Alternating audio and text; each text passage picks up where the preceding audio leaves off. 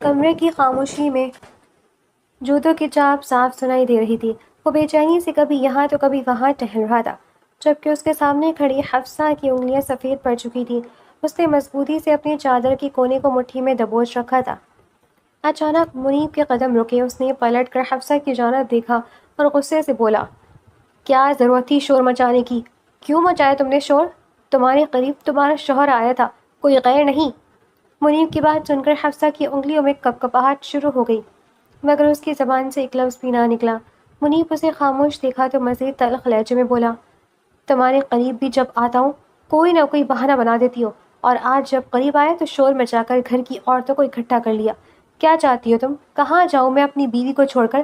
اپنا حق لینے آیا تھا، بولو۔ کیا تم یہ چاہتی ہو کہ میں باہر کی عورتوں کے پاس جا کر اپنی راتیں رنگین کروں، اور کوئی پوچھے تو یہ کہوں کہ میری بیوی مجھے اپنے قریب نہیں آنے دیتی؟ منیب کی اس بات پر حفصہ کے صبر کا پیمانہ جیسے ٹوٹ گیا۔ اس نے لڑکھڑاتے ہوئے 2 قدم منیب کی جانب بڑھائے، گویا اپنے اندر کی تمام تر خاموشی کو آج باہر نکال دینا چاہتی ہو۔ منیب نے اس کے لڑکھڑاتے قدم دیکھے تو اسے اپنے لفظوں کی سنگینی کا احساس ہوا، مگر شاید اب بہت دیر ہو چکی تھی، وہ اپنے الفاظ واپس نہیں لے سکتا تھا۔ اچانک کمرے کی خاموشی میں حفصہ کی ٹوٹی ہوئی آواز گونجی، آپ میرے شوہر نہیں ہیں منیب خان زادہ، اور نہ ہی میں آپ کی بیوی ہوں۔ رہی بات حق کی، تو حق ان چیزوں پر جتایا جاتا ہے جن سے دل کا رشتہ ہو۔ احسان جتانے یا خریدی گئی چیزوں سے نہ تو کوئی دل کا رشتہ ہوتا ہے اور نہ ہی ان پر کوئی حق بنتا ہے۔ حفصہ کی بات سن کر منیب اپنے غصے پر قابو پاتے ہوئے بولا، میں نے تمہیں خریدا نہیں تھا حفصہ، میں نے تمہیں ان کے چنگل سے آزاد کیا تھا۔ حفصہ کی آواز اب اور بلند ہو گئی، آپ نے مجھے خریدا تھا۔ آج بھی جب میں اس رشتے کو ایک نیا موقع دینے کی کوشش کرتی ہوں تو میری آنکھوں کے سامنے وہ نوٹوں کی گٹھریاں گھومنے لگتی ہیں جو آپ نے میری تائی کے سامنے رکھ کر مجھے خریدا تھا۔ آپ کس حق کی بات کر رہے ہیں منیب خان زادہ؟ کیا آپ کو کسی نے نہیں بتایا کہ بازار سے لائی گئی چیزوں پر حق نہیں جتایا جاتا؟ یا تو انہیں استعمال کیا جاتا ہے یا پھینک دیا جاتا ہے۔ مگر معذرت، میں آپ کو اپنی عزت کے ساتھ کھیلنے نہیں دوں گی۔ آپ نے جو کیا غلط کیا، میری قیمت لگائی گئی جیسے میں کوئی بکاؤ چیز، کوئی شو پیس کا کٹ پتلی ہوں، جیسے آپ بھی میری تائی کی طرح اپنی انگلیوں پر نچانا چاہتے تھے۔ معاف کیجیے گا منیب خان زادہ، مگر آپ کو یہ زیب نہیں دیتا کہ خریدی گئی چیزوں کو چھوئیں، اس لیے آئندہ میرے قریب آنے کی کوشش مت کیجیے گا، اور نہ ہی مجھے اپنی بیوی سمجھنے کی بھول کیجیے گا۔ حفصہ نے ایک ہی سانس میں یہ سب کہہ ڈالا۔ اس کی آواز کا لرزتا ہوا احساس اب بھی کمرے میں موجود تھا، جسے سن کر منیب ہتھرکا ہو چکا تھا۔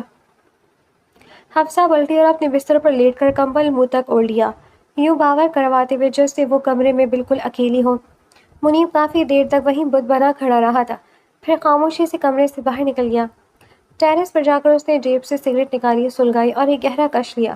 سگریٹ کا دھواں ہوا میں چھوڑتے ہی اسے حفصہ کے الفاظ سنائی دینے لگے، میں نے تمہیں خریدا نہیں تھا حفصہ، آپ نے مجھے خریدا تھا۔ آج بھی وہ نوٹوں کی گٹھری مجھے نظر آتی ہے۔ یہ تمام الفاظ اس کے ذہن پر ہتھوڑے کی طرح برس رہے تھے، جب اسے یکدم یاد آیا کہ کیسے اس نے حفصہ کو اس کی تائی سے آزاد کروانے کے عوض اس کی قیمت چکائی تھی۔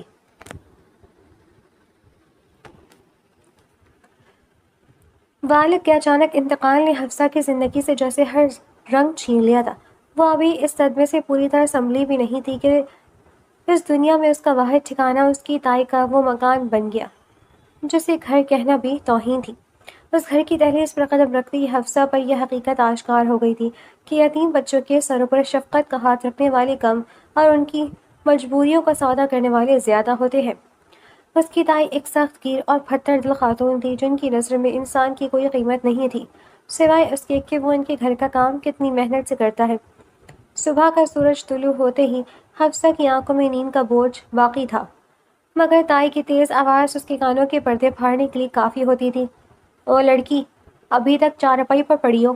سورج سر پر آ گیا اور سارا گھر تمہارا منہ دیکھ رہا ہے، کیا یہ سمجھ رکھا ہے کہ تم یہاں کسی کی مہمان بن کر آئی ہو؟ حفصہ خاموشی سے اٹھتی، اپنی آنسوؤں کو پلکوں کے پیچھے قید کرتی اور کام میں جت جاتی۔ جھاڑو، پوچھا، کپڑے، برتن، اس چھوٹی سی عمر میں پورے گھر کا بوجھ اس کے نازک کندھوں پر ڈال دیا گیا تھا۔ اگر کبھی کام میں ذرا سی بھی دیر ہو جاتی یا کوئی کسر رہ جاتی تو تائی کی زبان سے گالیوں اور طعنوں کا طوفان امڑ آتا۔ تمہارے باپ نے مزے سے پہلے کون سا ہمارے نام کوئی محلات چھوڑے تھے جو ہم تمہیں پال رہے ہیں؟ احسان ہے ہمارا جو تمہیں چھت دے دی، ورنہ تم جیسوں کا تو کوئی ٹھکانہ ہی نہ ہوتا۔ یہ جملہ تائی کے منہ سے روز کا معمول تھا۔ رات کا اندھیرا ابھی حفصہ کے لیے سکون لے کر نہیں آتا تھا۔ سارا دن تھکن سے چور ہونے کے باوجود اسے سونے کی اجازت نہیں تھی جب تک گھر کے باقی تمام افراد آرام سے سو نہ جاتے، اور جب وہ تھکی ہاری بستر پر لیٹتی تو اس کا دل خوف سے لرزتا رہتا کہ جانے اگلا دن اس کے لیے کون سا نیا عذاب لے کر آئے گا۔ اس کی تائی اکثر اسے طعنہ دیتی تھی کہ وہ اس گھر پر بوجھ ہے، ایک ایسی فالتو چیز جسے زبردستی پالنا پڑا ہے۔ وہ اپنے آنسو تکیے میں چھپا کر روتی۔ اس کی سسکیاں سننے والا کوئی نہیں تھا، اس کی آواز دب گئی تھی، اس کی ہنسی چھن گئی تھی، اور اس کا وجود صرف ایک ایسی کٹ پتلی بن رہ گیا تھا جسے تائی جان جب چاہتی اپنی مرضی سے نچا لیتی تھی۔ حفصہ کو اس چیز کی اجازت نہیں تھی کہ وہ پڑھائی کر سکے۔ اگر وہ کبھی غلطی سے پڑھنے کا نام بھی لے لیتی تو اسے تائی جان کے ایک الگ ہی قہر سے گزرنا پڑتا تھا۔ پڑھ لکھ کر کیا کرے گی؟ یتیم لڑکیوں کا ایک ہی کام ہوتا ہے، گھر کا کام۔ مگر حفصہ کو پڑھنے کا شوق تھا۔ وہ چھپ چھپ کر نمرہ کی پرانی کتابیں اٹھاتی اور رات کو جب سب سو جاتے چھت کی ایک ٹوٹی ہوئی ٹیوب لائٹ کے نیچے بیٹھ کر پڑھتی۔ ایک رات شگفتہ نے اسے پکڑ لیا۔ اس نے حفصہ کے ہاتھ سے کتاب چھینی، اس کے ٹکڑے ٹکڑے کیے اور حفصہ کے منہ پر مارے۔ پڑھے گی؟ کیا بنے گی تو پڑھ لکھ کر؟ Doctor, engineer? شگفتہ زور سے ہنسی۔ تو بکاؤ مال ہے، بڑی ہو گئی تو تجھے کسی کی گلے لگا کر پیسے کماؤں گی، کم از کم تیرے باپ کا خرچہ تو نکلے گا جو میں نے تجھ پر کیا ہے۔ اس رات شگفتہ نے حفصہ کو تہہ خانے بند کر دیا۔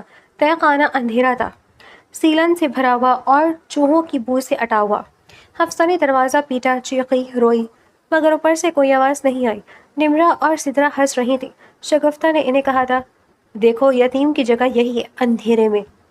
اس رات حفصہ نے اندھیرے میں بیٹھ کر اپنی ماں کو پکارا، امی، امی مجھے بچا کے لے جاؤ، میں تھک گئی ہوں، امی مجھے یہاں سے نکالو۔ مگر کوئی نہیں آیا، نہ ماں نہ باپ، نہ کوئی فرشتہ، صرف اندھیرا تھا اور چوہوں کی سرگوشیاں۔ صبح جب دروازہ کھلا تو شگفتہ نے حفصہ کو بالوں سے پکڑ کر باہر کھینچا اور بولی، اگر دوبارہ کتاب کو ہاتھ لگائے تو اگلی پڑھ 3 دن بند رہے گی، سمجھی؟ حفصہ نے سر ہلا دیا۔ اس کی آنکھیں سوجی ہوئی تھیں، ہونٹ پھٹے ہوئے تھے اور جسم پر جگہ جگہ نیل پڑے ہوئے تھے، مگر اس کی آواز خاموش تھی، بالکل خاموش۔ یہ خاموشی اس نے اس دن سیکھی تھی اور یہی خاموشی آج بھی اس کے اندر زندہ تھی۔ بازار میں تل دھرنے کی جگہ نہیں تھی، ہر طرف چہل پہل اور شور شرابہ تھا۔ دوپہر کی تیز دھوپ اور بازار کی اس بھیڑ میں منیب خان زادہ اپنے دوست یا خاص آدمیوں کے ساتھ کسی کام کے سلسلے میں گزر رہا تھا کہ اچانک اس کے قدم وہیں جم گئے۔ اس کی نظریں چند گز کے فاصلے پر کھڑی ایک لڑکی پر ٹک گئی۔ وہ حفصہ تھی جو اپنی ظالم تائی کے ساتھ کپڑوں کی ایک دکان کے پاس کھڑی تھی۔ حفصہ کے چہرے پر خوف، تھکن اور گھبراہٹ کے واضح آثار تھے، جبکہ اس کی تائی مسلسل تیز لہجے میں اسے کسی بات پر ڈانٹ رہی تھی۔ اس سہمے اور نازک سے وجود کو دیکھ کر نہ جانے کیوں منیب کے دل میں ایک انوکھی سی کسک اٹھی۔ اس نے کچھ دیر اس بے بس لڑکی کو دیکھا، پھر ایک گہری نظر اس پر ڈال کر آگے بڑھ گیا، مگر وہ چہرہ اس کے ذہن میں نقش ہو چکا تھا۔ بازار سے واپسی کے بعد بھی وہ منظر منیب کے ذہن سے محو نہیں ہو سکا۔ اس نے فوراً اپنے خاص آدمیوں کو اس لڑکی کے بارے میں سب کچھ پتہ لگانے کا حکم دیا۔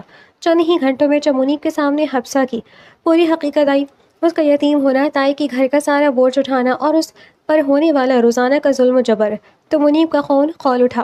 اسے یہ برداشت نہیں ہوا کہ کوئی اس معصوم کی زندگی اس طرح جہنم بنائے۔ اگلے ہی لمحے منیب سیدھا تائی کے گھر جا کر پہنچا۔ تائی اسے اچانک اپنے سامنے دیکھ کر ایک لمحے کو گھبرا گئی، مگر پھر خود کو سنبھالتے ہوئے اکھڑے لہجے میں بولی، ارے خانزادہ صاحب، آپ یہاں؟ خیریت تو ہے؟ منیب نے اپنی نگاہوں کی سختی چھپائے بغیر سیدھا مدعا رکھا، میں یہاں کسی کام سے نہیں، تمہاری بھتیجی حفصہ کے لیے آیا ہوں، میں اس سے نکاح کرنا چاہتا ہوں، اسے اپنے ساتھ لے جانا چاہتا ہوں۔ تائی کے ہونٹوں پر ایک طنزیہ اور گھٹیا سی مسکراہٹ ابھر آئی۔ اس نے حقارت سے حفصہ کی طرف دیکھا اور اشارہ کرتے ہوئے کہا، نکاح؟ اس یتیم اور منحوس لڑکی سے نکاح کرو گے تم؟ ارے خانزادہ صاحب، یہ نکاح کی لائق نہیں ہے، یہ ایک بکاؤ چیز ہے، بوجھ ہم پر، جو مفت میں ہی کوئی نہ لے گی۔ اگر تم میں شوق ہی تو ہے، بتاؤ کتنی قیمت دو گے اس کی؟ جو بولو گے یہ تمہاری ہو جائے گی۔ اسی لمحے کمرے کے دروازے پر حفصہ آ کھڑی ہوئی۔ وہ تائی کے منہ سے اپنے لیے بکاؤ چیز کے لفظ سن چکی تھی۔ اس کے پاؤں تلے سے زمین نکل گئی تھی۔ اس کا دل چاہ رہا تھا کہ وہ زمین میں گڑ جائے۔ تائی نے حفصہ کو وہاں کھڑے دیکھا تو اپنی آواز کو مزید تلخ کرتے ہوئے حفصہ کو باور کرایا، سن لیا تم نے؟ آج تمہاری قسمت کا فیصلہ ہو رہا ہے. تم ایک بکاؤ چوزے ہو اور آج تم ہمیشہ کے لیے اس گھر سے جا رہی ہو. منیب نے گہری نظر سہم کر کھڑی حفصہ پر ڈالی جس کی آنکھیں آنسوؤں سے بھر چکی تھی، اور پھر اس نے تائی کی طرف دیکھا. تائی نے لالچ میں آ کر جتنے پیسے مانگے منیب نے بغیر ایک لمحہ ضائع کیے اس سے دگنے پیسے نکال کر تائی کے سامنے پھینک دیے. تائی نے خوشی خوشی پیسے سمیٹ لیا اور حفصہ کو دھکا دے کر منیب کے حوالے کر دیا. حفصہ کے پاس رونے یا احتجاج کرنے کی بھی طاقت نہیں بچی تھی. اسے یوں لگا جیسے آج اسے ایک بار پھر بازار میں بیچ دیا گیا ہو. منیب فوراً اسے اپنے ساتھ لے گیا جہاں چند گنے چنے لوگوں کی موجودگی میں اس کا نکاح پڑھایا گیا. نکاح بہت سادہ تھا. کوئی ڈھول نہیں، کوئی ناچ گانا نہیں، صرف چند گواہ اور ایک مولوی اور ایک منیب کے دو دوست.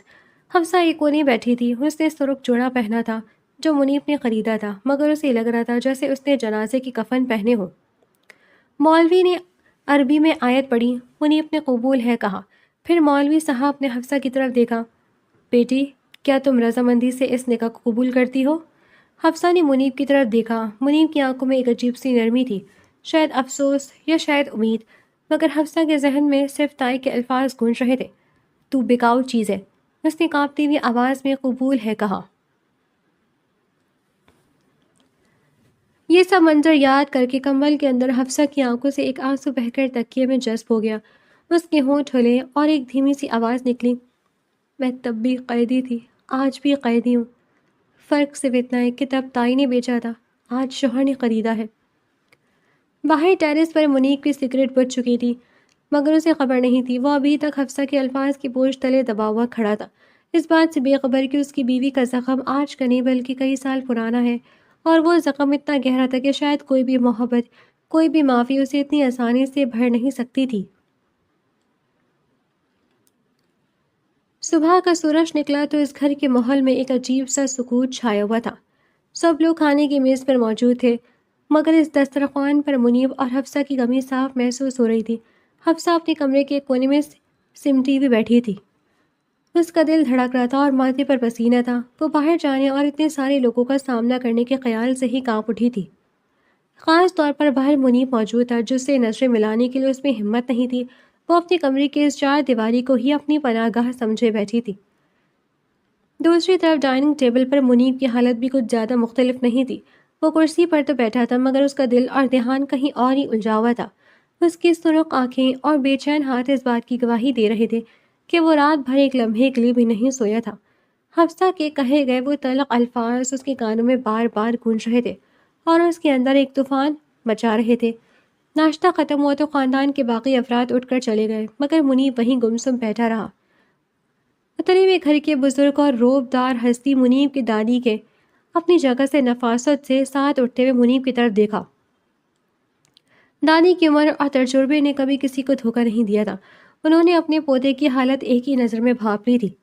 دادی نے آگے بڑھ کر ایک ہلکی سی آواز میں کہا، منیب، ناشتہ ختم ہو گیا ہے تو سیدھا میرے کمرے میں آؤ. دادی کے لہجے میں ایک اپنائیت بھی تھی اور حکم بھی. منیب نے بغیر کچھ کہے بس سر ہلا دیا. کچھ دیر بعد وہ اٹھا اور بھوچل قدموں سے چلتا ہوا اپنی دادی کے کمرے میں داخل ہوا. دادی چارپائی کے سرہانے ٹیک لگائے تکیے کے سہارے بیٹھی تھی. منیب ان کے پاس ہی پڑی کرسی پر بیٹھ گیا، مگر اس کی بے چینی اور بوکھلاہٹ چھپائی نہیں چھپ رہی تھی. دادی نے اپنی اینک کو ذرا درست کیا اور ایک گہری نظر اپنے پوتے کے چہرے پر ڈالی جو اندر سے بالکل ٹوٹا ہوا لگ رہا تھا. دادی نے بہت نرم مگر ٹوکنے والے انداز میں پوچھا، منیب، یہ بتاؤ کہ کیا بات ہے؟ رات بھر تمہاری آنکھیں سوئی نہیں ہیں، چہرہ اترا ہوا ہے اور تمہاری حالت دیکھ کر یوں لگ رہا ہے جیسے اندر ہی اندر کوئی دیمک تمہیں چاٹ رہی ہے. آخر کیا مسئلہ ہے؟ مجھ سے مت چھپاؤ. منیب نے اپنی مردانہ انا اور تکبر کو بچانے کے لیے فوراً ایک مصنوعی مسکراہٹ اپنے چہرے پر سجائی اور بہادر بننے کی ناکام سی کوشش کرتے ہوئے بولا، دادی، آپ بھی نہ جانے کیوں ہر بات پر بلا وجہ پریشان ہو جاتی ہیں. ایسی کوئی بات نہیں ہے، سب کچھ بالکل ٹھیک ہے. دادی نے اس کی بناوٹی بات پر ایک لمبی سانس لی اور سر ہلا کر بولی، مجھ سے جھوٹ بولنے کی بالکل بھی ضرورت نہیں ہے منیب خانزادہ. میں نے تمہیں گود میں کھلایا ہے. تمہاری سانسوں کی آواز سے پہچانتی ہوں کہ تم اندر سے کتنے بے چین ہو. شکل بتا رہی کہ تم رات بھر ایک پل نہیں سوئے ہو. اب چپ چاپ مجھے سچ سچ بتاؤ کہ کیا بات ہے. وہ کون سا ایسا دکھ ہے جس نے اس گھر کے اکیلے شیر کو بھیگی بلی بنا دیا ہے؟ دادی کے اس طرح پیار سے ڈانٹنے اور اندر کا سارا حال جان لینے والے جملے نے منیب کے اندر کے سارے قلعے کو ایک پل میں گرا دیا۔ اس کی آنکھوں میں نمی تیرنے لگی، اس کا گلا روند گیا، اس سے مزید جھوٹ نہ بولا گیا۔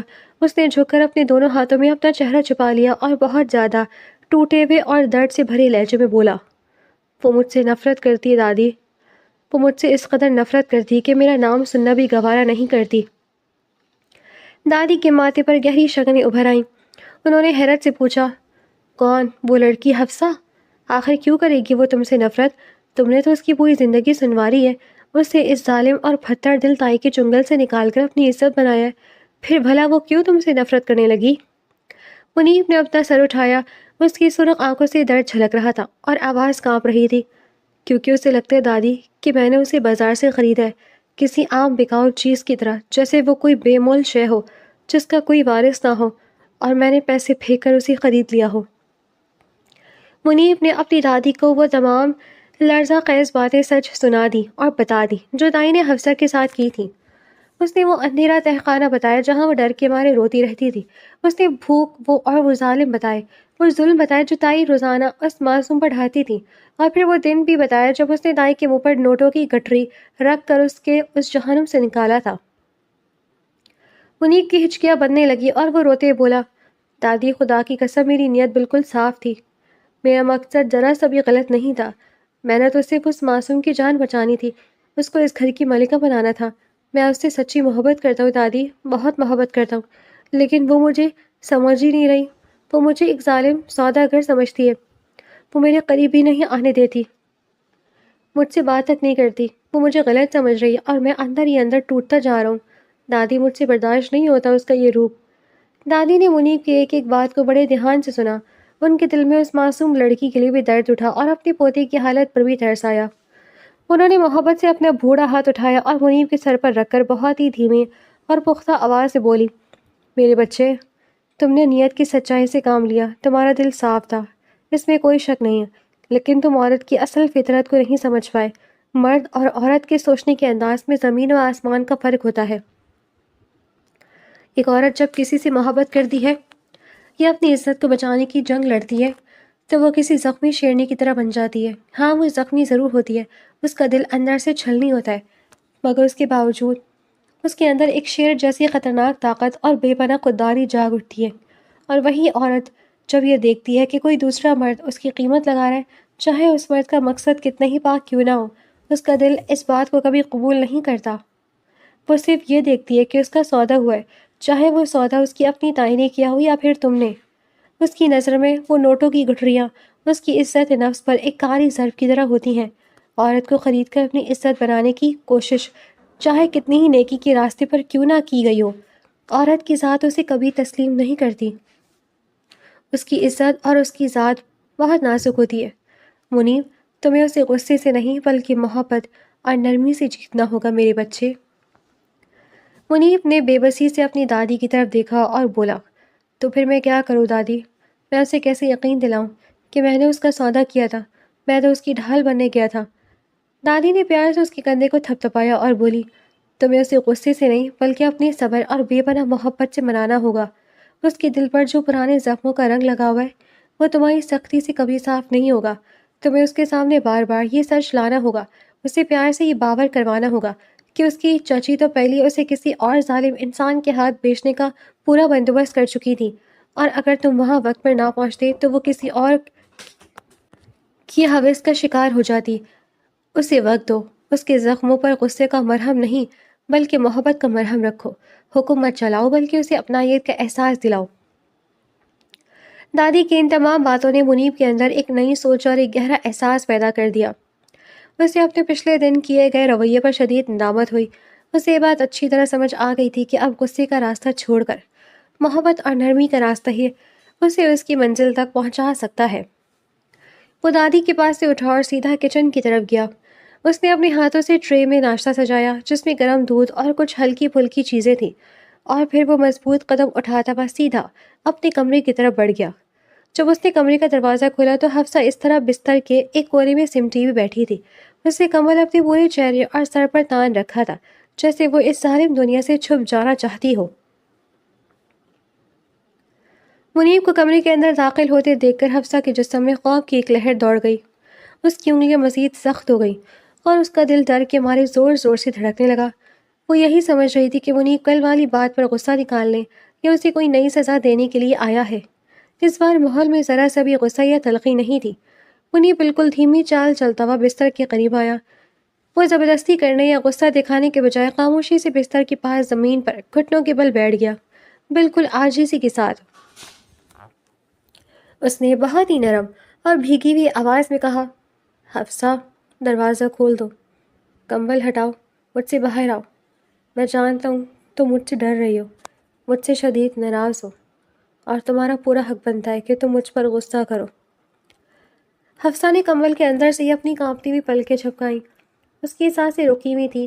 منیب نے آگے بڑھ کر بہت ہی احتیاط اور نرمی کے ساتھ کمبل کا کونا پکڑا اور آہستہ سے ہٹا دیا۔ حفصہ کا ڈسا ہوا اور سوجی ہوئی آنکھیں والا چہرہ سامنے آیا، جس پر خوف کے گہرے سائے صاف نظر آ رہے تھے۔ منیب کی نظر اس کی سانسیں رکی ہوئی تھیں۔ منیب نے آگے بڑھ کر بہت ہی احتیاط اور نرمی کے ساتھ کمبل کا کونا پکڑا اور آہستہ سے ہٹا دیا۔ حفصہ کا ڈسا ہوا اور سوجی ہوئی آنکھوں والا چہرہ سامنے آ گیا، جس پر خوف کے گہرے سائے صاف نظر آ رہے تھے۔ منیب کی نظر جب اس کے چہرے اور اس کی معصوم حالت پر پڑی تو اس کا دل کٹ کر رہ گیا۔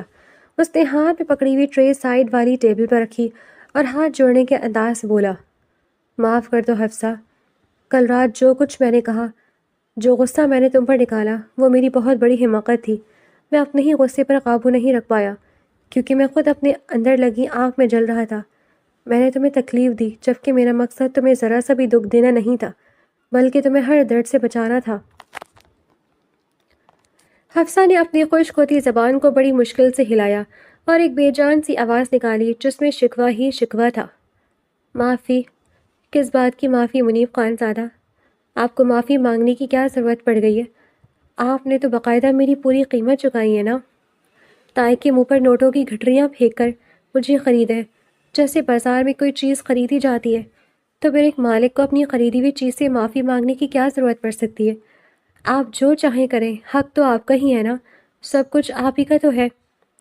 حفصہ کی تلخ بات سن کر منیب کا دل چیر گیا، مگر اس نے ذرا سا بھی غصہ کرنے کے بجائے ایک درد بھری مسکراہٹ کے ساتھ اپنا سر جھکا لیا۔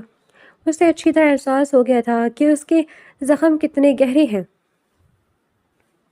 منیب نے اور زیادہ نرمی سے اس کے قریب ہوتے ہوئے کہا، اس کی آنکھوں میں انسیت اور ندامت صاف جھلک رہی تھی۔ میں مانتا ہوں حفصہ، میری وہ غلطی، میری وہ حرکت زندگی کی سب سے بڑی بھول تھی۔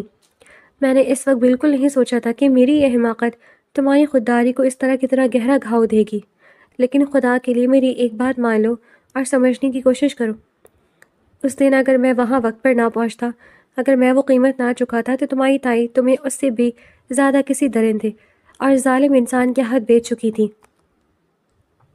میں نے تمہیں خریدا نہیں تھا حفصہ، میں تو تمہیں اس جہنم سے چھڑانے گیا تھا تاکہ تمہیں اس گھر میں عزت کے ساتھ رکھ سکوں، کوئی نوکرانی یا بیکار چیز بنا کر نہیں۔ حفصہ نے حیرت اور عجب سی کشمکش کے ساتھ منیب کی طرف دیکھا۔ اس کی آنکھوں میں ایک انوکھا سا ابہام تیر رہا تھا۔ وہ سمجھ نہیں پا رہی تھی کہ اس انسان کی ان باتوں پر یقین کرے یا اپنے اس پرانے ڈر پر جو اس کے دل میں گھر کر چکا تھا۔ وہ سچ مچ کنفیوژن کا شکار ہو گئی تھی کہ آخر یہ شخص اس کا دشمن ہے یا اس کا اصلی محافظ۔ منیب نے آگے بڑھ کر ناشتے کی پلیٹ اٹھائی، اس میں سے ایک نوالا بہت محبت سے توڑا اور حفصہ کی طرف بڑھاتے ہوئے انتہائی شفقت بھرے لہجے میں بولا، تم مجھ سے نفرت کرو، مجھ پر چلاؤ، جو دل کرے کرو، مجھ سے سب کچھ قبول ہے۔ حفصہ، بس اپنے آپ کو اس طرح ان سزاؤں میں مت قید کرو، یہ ناشتہ کر لو پلیز، میں اب تمہیں کبھی بھی رونے نہیں دوں گا۔ حفصہ نے منیب کے ہاتھ پہ پکڑے نوالے اور اس کی پرخلوص آنکھوں کی طرف دیکھا۔ اس کا دل چاہ رہا تھا کہ وہ اس کی ان باتوں پر بھروسہ کر لے، مگر اس کا پرانا خوف اب بھی اس کے پیروں کی زنجیر بنا ہوا تھا۔ اس نے خاموشی سے اپنا چہرہ دوسری طرف موڑ لیا، مگر اس بار اس کی آنکھوں سے گرنے والے آنسوؤں میں غصے سے زیادہ ایک عجیب سا پگھلاؤ اور نرمی شامل تھی، جو اس بات کا واضح ثبوت تھی کہ منیب کی محبت کی پہلی ہلکی سی کرن اب اس کے دل کے تاروں کو چھونے لگی تھی اور وہ اندر ہی اندر ہلکا سا پگھلنے لگی تھی۔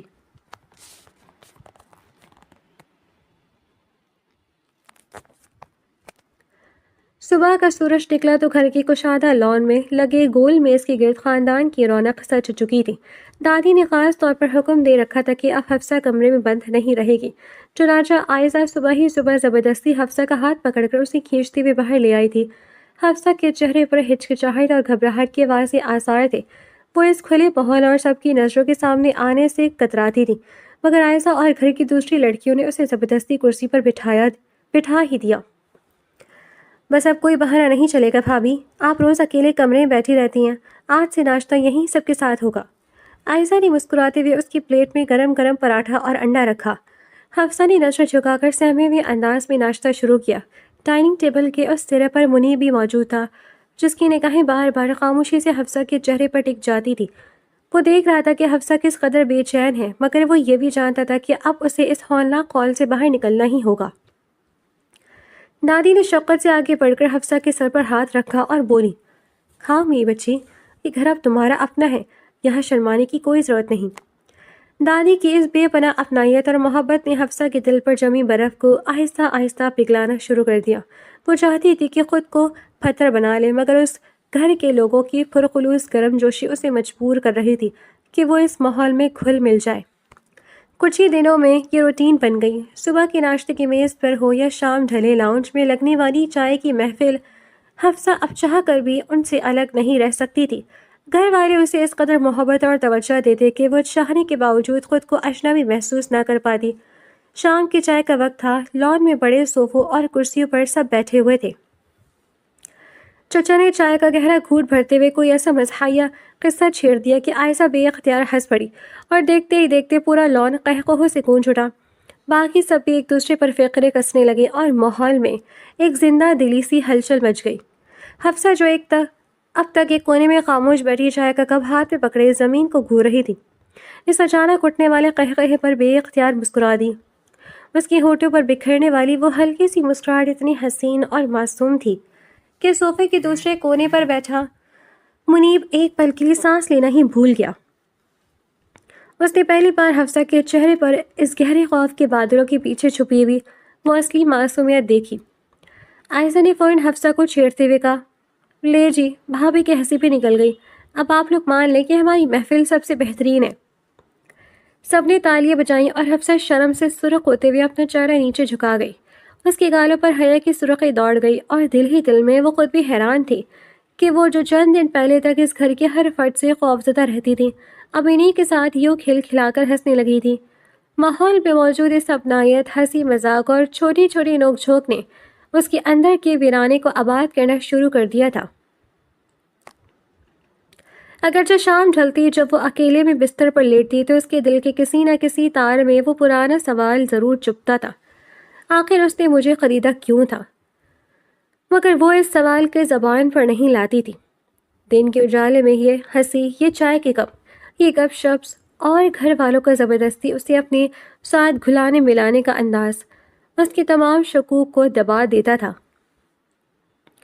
وہ ان چند دنوں میں ہی اس گھر کے رنگ میں اس طرح رنگ چکی تھی کہ اب تنہائی اسے خود سے ڈرانے لگی تھی، اور وہ انجانے میں ہی صحیح اس محبت کے حصار میں پوری طرح سے قید ہوتی چلی جا رہی تھی۔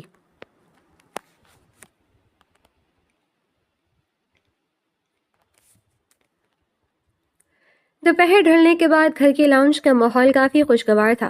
عائزہ اور گھر کی دوسری لڑکیوں نے پلان بنایا کہ آج سب نے شاپنگ کے لیے بازار جانا ہے۔ انہوں نے بہت شور مچایا کہ اب گھر میں بیٹھے بیٹھے بوریت ہو رہی ہے، اس لیے سب کو نکلنا چاہیے۔ پہلے تو گھر کے بڑوں نے انکار کیا کہ اس دوپہر میں بازار جانے کا کیا تک بنتا ہے، اتنی گرمی اور کام بھی ہے، لیکن لڑکیوں کی ضد اور مسلسل منتوں کے آگے سب کو ہار ماننی ہی پڑی۔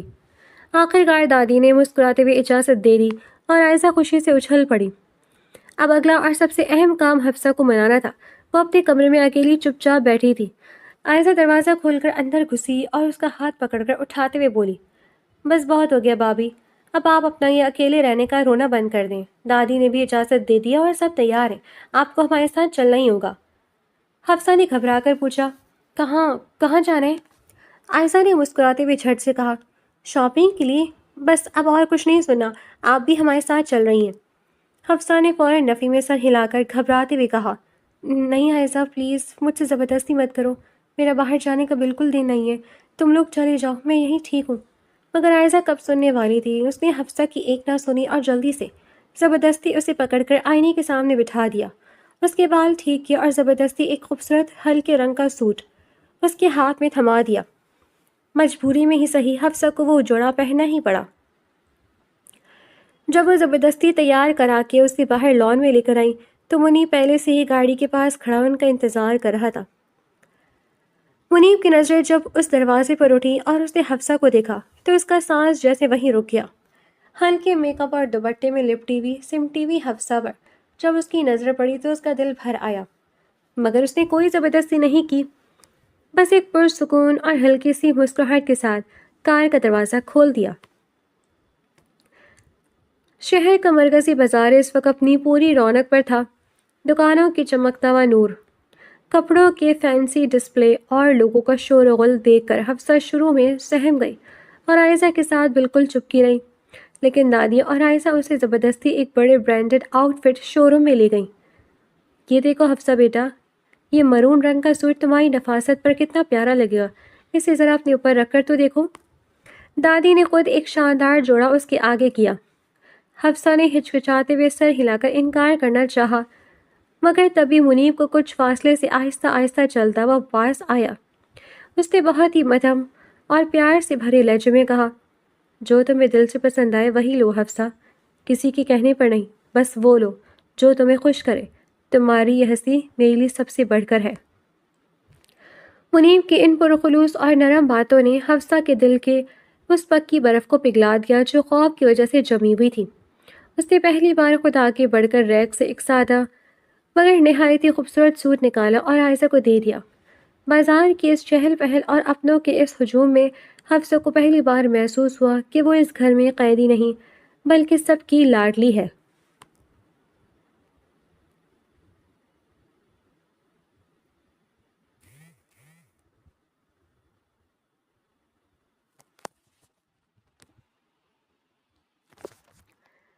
اسی دوران اسی شاپنگ مال میں تائی کا گزر ہوا۔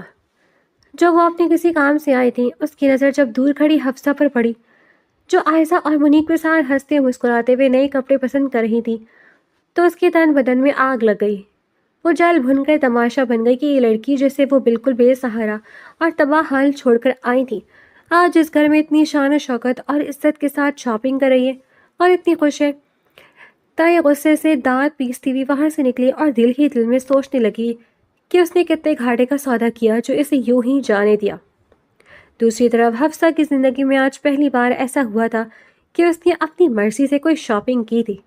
وہ گھر واپس آ کر اپنے کمرے میں بیٹھی تھی اور پہلی بار خدا کے بڑھ کر عائزہ اور باقی سب کو اپنے نئے کپڑے اور چیزیں دکھا رہی تھی۔ اس کے چہرے پر ایک عجیب سی تازگی اور چمک تھی۔ وہ مسکرا کر سب کو بتا رہی تھی کہ کون سی چیز اسے کتنی اچھی لگی۔ گھر والے بھی اس کی اس بدلی ہوئی اور خوش مزاج حالت کو دیکھ کر پھولے نہیں سما رہے تھے۔ سب محبت سے اس کی باتیں سن رہے تھے اور ماحول میں خوشیوں کی ایک لہر دوڑ رہی تھی۔ رات کا وقت ہوا تو سب اپنے اپنے کمروں میں سونے چلے گئے تھے۔ حفصہ بھی اپنے بستر پر لیٹنے لگی تھی کہ اتنے میں دروازے پر ہلکی سی دستک ہوئی اور منیب اندر داخل ہوا۔ وہ اس سے کچھ بات کرنا چاہتا تھا، اس کے دل میں جو بھی الجھنیں تھیں انہیں مٹا دینا چاہتا تھا، مگر حفصہ نے جیسے منیب کو دیکھا اس نے گھبراہٹ یا شرم کی وجہ سے جلدی سے کمرے کی لائٹ بند کر دی اور کمبل اوڑھ کر سونے کا ناٹک کرنے لگی۔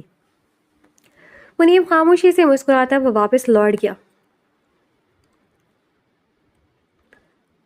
اگلی صبح ابھی سورج پوری طرح چڑھا بھی نہیں تھا کہ گھر کے باہر ایک ہنگامہ کھڑا ہو گیا۔ تائی صبح صبح منہ اٹھائے سیدھا ان کے گھر آ دھمکی تھی اور دروازے پر کھڑے ہو کر شور مچا رہی تھی۔ اس کی آواز سن کر گھر کے سب لوگ باہر نکل آئے اور کمرے سے حفصہ بھی گھبرا کر باہر آ گئی۔ تائی نے چیختے ہوئے سب کے سامنے تانا مارا، تم سب نے اس لڑکی کو سر پر چڑھا رکھا ہے، تم کیا سمجھتے ہو یہ بہت شریف ہے؟ ارے پوچھو اپنے اس لاڈلے بیٹے منیب سے جس نے اسے مجھ سے خریدا ہے، مجھے پیسے دے کر اس کی عزت کا سودا کیا ہے۔ اس نے منیب نے غصے سے آگے بڑھا اور کڑک دار آواز میں بولا، زبان سنبھال کر بات کرے تائی، وہ میری بیوی ہے اور اس گھر کی عزت ہے، اب یہاں سے چلی جاؤ، وہ کہیں نہیں جانے والی۔ مگر تائی کہاں باز آنے والی تھی، وہ اور زیادہ اونچی آواز میں چلانے لگی، میں اسے لے کر جاؤں گی، دیکھتی ہے کون روکے گا، یا تو مجھے مزید پیسے دو۔ تائی نے آخر اپنے دل کی بات کہہ دی تھی، جسے سن کر دادی غصے سے بولی، عزت سے اس کا رشتہ لے کر گیا تھا میرا پوتا، مگر تم نے تو اپنے سے 20 سال بڑے بوڑھے کو بیچ دیا تھا اسے، اور کہا تھا کہ اگر اسے حفصہ چاہیے تو دگنی قیمت لوں گی تم۔ اس نے اپنی محبت کی قیمت ادا کی اور تم بے شرم بن کر پھر سے آ گئی سامنے۔ حفصہ کا دل یہ الفاظ سن کر اندر سے ہل کر رہ گیا، اس کا دل چاہا کہ زمین پھٹ جائے اور وہ اس میں سما جائے۔ اس کی آنکھوں میں غصے اور بے بسی کے آنسو امڑ آئے، وہ رو دی اور سیڑھیوں سے تیزی سے نیچے اتری اور سیدھا لان میں آ گئی۔ سب کی نگاہیں اس پر اڑ گئیں۔ حفصہ نے اپنے آنسو پوچھے اور تائی کی آنکھوں میں آنکھیں ڈال کر کپ کپاتے مگر اتنی سخت لہجے میں کہا، خوف کریں خدا کا تائی امی، آپ کی اپنی بھی بیٹی ہیں، ذرا سبھی ضمیر زندہ نہیں بچا آپ کے اندر؟ میں کوئی بکاؤ چیز نہیں ہوں، آپ نے تو مجھے اس ظالم دنیا اور درندوں کے حوالے کرنے کا پورا بندوبست کر لیا تھا، آپ نے مجھے بیچنے میں کوئی کسر نہیں چھوڑی تھی۔ حفصہ کی آواز میں ایک ایسا درد اور سچائی تھی کہ تائی کا منہ بند ہو گیا، مگر وہ پھر بھی زہریلی باتیں کرنے لگی۔ حفصہ نے اپنے آنسو صاف کیے، اپنے ارد گرد کھڑے منیب، دادی، عائزہ اور گھر کے باقی تمام افراد کی طرف دیکھا، جن کی آنکھوں میں اس کے لیے صرف عزت اور محبت تھی۔ حفصہ نے ان سب کی طرف ایک مضبوط نظر ڈالی اور پھر تائی کی طرف دیکھتے ہوئے دو ٹوک الفاظ میں کہا، اب یہاں سے چلی جاؤ، اور آئندہ اگر اس گھر کی طرف یا میری طرف میلی آنکھ سے بھی دیکھنے کی کوشش کی تو میں سیدھا پولیس میں رپورٹ کروں گی۔ مجھے اب آپ کی کسی بات سے ڈر نہیں لگتا، کیونکہ اب یہ میرا گھر ہے اور یہ میری اصل فیملی ہے جو میرے ساتھ کھڑی ہے۔ حفصہ نے اپنے دونوں ہاتھوں سے سب کی طرف اشارہ کیا، جن کے چہروں پر اس کے لیے بے پناہ اپنائیت اور ڈھال بننے کا عزم تھا۔ تائی غصے سے پیریں پڑتی ہوئی منہ میں بددعائیں دیتی ہوئی وہاں سے الٹے قدموں بھاگ گئی۔ سب نے محبت سے حفصہ کی طرف دیکھا، مگر وہ اندر سے اتنی ٹوٹ چکی تھی کہ وہیں سے بھاگتی ہوئی اپنے کمرے میں آئی اور دروازہ بند کر کے بستر پر منہ دے کر پھوٹ پھوٹ کر رونے لگی۔ اس کا دل بھوجل تھا، مگر ساتھ ہی ساتھ اس بات کا سکون بھی تھا کہ اب وہ اکیلی نہیں تھی، اس کے اپنے اس کے ساتھ کھڑے تھے۔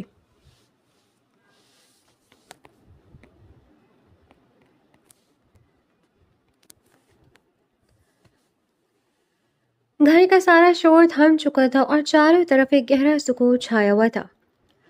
حفصہ اپنے کمرے میں بستر پر اکیلی بیٹھی سسکیاں لے رہی تھی۔ اس کا دل آج اس کی ہنگامہ خیز صبح اور تائی کے کہے گئے ان الفاظ کے بعد بری طرح سے ٹوٹ چکا تھا، جن کا زخم اب بھی تازہ تھا۔ دروازے پر ہلکی سی دستک ہوئی اور بغیر کوئی انتظار کیے منیب آہستہ سے کمرے کے اندر داخل ہوا۔ اس کے قدموں میں ایک بھوجل پن تھا اور چہرے پر ندامت اور پریشانی کے گہرے سائے تھے۔ کمرے کی مدھم روشنی میں اس نے دیکھا کہ حفصہ گھٹنوں میں سر دیے پھوٹ پھوٹ کر رو رہی تھی۔ منیب کا دل کٹ کر رہ گیا، وہ ایک لمحہ بھی ضائع کیے بغیر تیزی سے آگے بڑھا اور بستر کے قریب گھٹنوں کے بل بیٹھ گیا۔ اس نے باہوں کا حصار کھول کر حفصہ کو اپنی طرف کھینچا اور حفصہ بے ساختہ سے سکتے ہوئے منیب کے سینے سے لگ کر پھوٹ پڑی۔ اس کے آنسو منیب کے کرتوں کے بھگو رہے تھے اور وہ کپ کپاتے ہوئے سسکیوں کے درمیان بولی، مجھے معاف کر دو منیب، مجھے معاف کر دو، میں تمہارے ساتھ بہت غلط کیا، میں نے تمہیں غلط سمجھا، تم پر شک کیا، جبکہ تم نے تو مجھے اس جہنم اور اس درندے کی قید سے بچایا تھا۔ منیب نے اپنے دونوں بازوؤں سے اسے مضبوطی سے اپنی پناہ میں لے لیا اور اس کے بالوں پر محبت سے ہاتھ پھیرتے ہوئے بولا، خاموش ہو جاؤ میری جان، اس میں تمہاری کوئی غلطی نہیں ہے، میں سب سمجھ سکتا ہوں۔ حفصہ نے اپنا چہرہ اٹھایا، اس کی سرخ اور سوجی ہوئی آنکھوں میں درد کا ایک طوفان تھا، مگر اب اس میں وہ پرانا ڈر یا ہٹ دھرمی نہیں تھی۔ وہ بھرے ہوئے لہجے میں بولی، تم نہیں سمجھو گے منیب، ایک عورت کبھی بھی یہ برداشت نہیں کر سکتی کہ کوئی بھی انسان، چاہے اس کا مقصد کتنا ہی پاک کیوں نہ ہو، اس کی کوئی قیمت لگائے۔ عورت کی عزت اور اس کی ذات اس کا سب سے بڑا سرمایہ ہوتی ہے۔ جب کوئی اس کی قیمت چکاتا ہے تو اس کی خودداری اندر سے مر جاتی ہے۔ وہ یہ نہیں دیکھتی کہ پیچھے نیت کیا تھی، اس کا دل صرف اس سودے کی درد کو محسوس کرتا ہے۔ حفصہ نے ایک لمحے کے لیے سانس لی اور اپنی نم آنکھوں سے منیب کی آنکھوں میں دیکھتے ہوئے کہا، تم جانتے ہو ایک عورت اپنے شوہر سے کیا چاہتی ہے؟ اسے نہ مال چاہیے، نہ دولت، نہ ہی کسی قیمت کا احسان۔ ایک عورت سے ویسا مرد چاہتی ہے جو اس کا سوداگر نہیں بلکہ اس کا محافظ بنے، جو اس کی روح کو سمجھے، اس کے آنسو پوچھے، دنیا کے ہر طوفان کے آگے اس کے لیے ڈھال بن کر کھڑا ہو اور اس کی عزت کو اپنی جان سے زیادہ عزیز رکھے۔ منیب نے حفصہ کے دونوں کانپتے ہوئے ہاتھوں کو اپنے ہاتھوں میں لے لیا۔ اس کی آنکھوں میں بھی نمی تیر رہی تھی، مگر اب ان میں ایک پختہ عزم تھا۔ اس نے حفصہ کے ماتھے پر اپنے لب رکھے اور خدا کو حاضر و ناصر جان کر پختہ وعدہ کرتے ہوئے کہا، میں تمہیں یقین دلاتا ہوں حفصہ، آج کی بات میں تمہارا صرف شوہر نہیں بلکہ تمہارا وہ محافظ، تمہارا وہ ساتھی بن کر رہوں گا جس پر تم دنیا کی ہر چیز سے بڑھ کر بھروسہ کر سکو گی۔ میں تمہیں کبھی بھی کسی دکھ یا آنسو کے قریب نہیں آنے دوں گا۔ میں ایک بہترین شوہر بن کر دکھاؤں گا، یہ میرا تم سے وعدہ ہے۔ حفصہ کے دل پر جمی ہوئی نفرت، خوف اور شکوک و شبہات کی آخری دیوار بھی اسی لمحے ہمیشہ کے لیے ڈھہ گئی۔ اس نے اپنے تمام شکوے، تمام درد اور ماضی کے اندھیروں کو منیب کے سینے میں دفن کر دیا اور خود کو مکمل طور پر اس کی محبت کے حوالے کر دیا۔ باہر اندھیری رات چھٹی جا رہی تھی اور مشرق سے طلوع ہونے والی روشنی ان کی نئی محبت سے بھرپور زندگی کے ایک حسین آغاز کی گواہی دے رہی تھی۔